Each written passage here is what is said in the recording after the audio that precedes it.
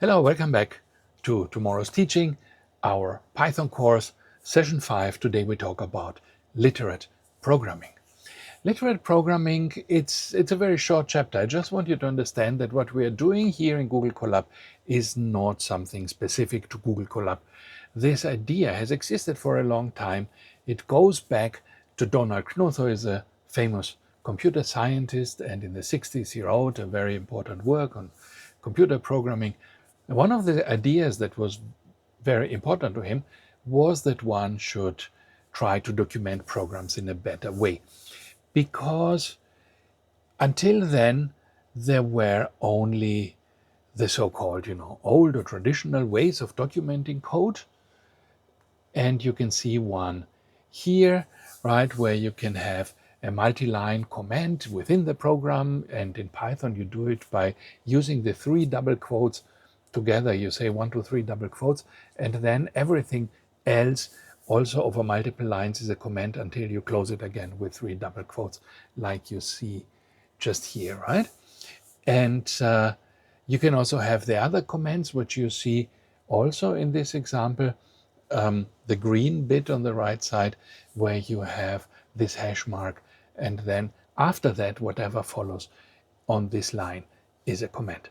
So these are traditional comments. The problem with those is that when you have a program that's very complicated and does lots of things that you have to explain a lot, then sometimes these comments may be pages and pages. Imagine a program that reads something from a particular machine, and then you have to document what are the different values that come in from the machine, how they are formatted, which bit does what thing. And this can take pages to document so that somebody who reads your program later understands what the program is actually trying to do. And then you lose the program, you lose the code, within all these comments. And so this is not a good thing, right? This does not increase the understanding necessarily if you have to hunt for the program instructions in all this comment forest. And so the other idea is, to separate all the comments, write a booklet, put it separately, and then you have one document that is the commands or the explanation. You have another document which is a computer program.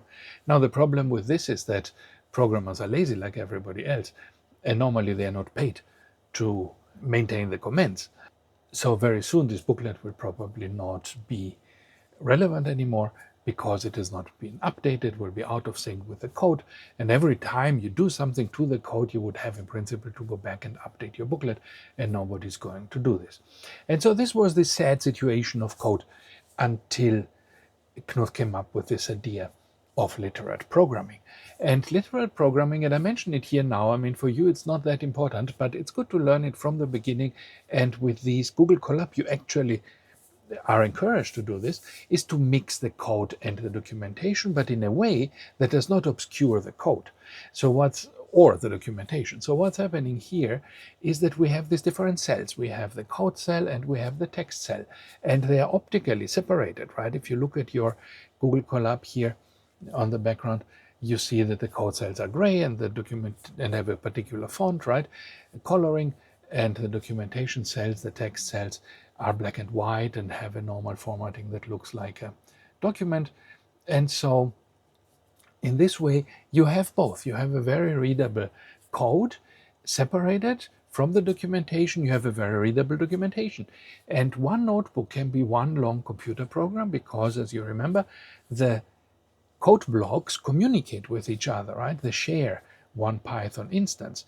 And so you can have variables persist across your program. So you can really write your program in pieces and document them in between, like I do here. So I try to do this in my notebook so that you see how it works, right? And and so this is what we see here. And just to demonstrate again that this is actually really the same instance, I can run this now with Control Enter. And now if I go to the next block where greeting is not defined and I press Control Enter, you see that I still get hello world, right? So that's the important thing. I can have these blocks communicate, but of course this is valid only if our session is still running. And this is something you have to keep in mind, especially with the free version of Google Colab, that after a while Google will kill your session off if you are inactive for a long time, or if you use too much of it, right? If you do something that's computationally very expensive and you don't pay, then at some point Google will say, enough for today, come again tomorrow, and will kick you out. And then if you restart the program, obviously all these values in your variables will be gone, because your Python instance in the background, which kept these values alive, this program alive, is now gone. So every time you restart your instance, you have to again do a run all, so that the program is executed and restores the state it was in, right? So you have to keep a little bit of track of this, especially if you are on a free version. Okay, so that was all for today. Thank you for listening to this, and I'll see you again in the next video. Bye-bye.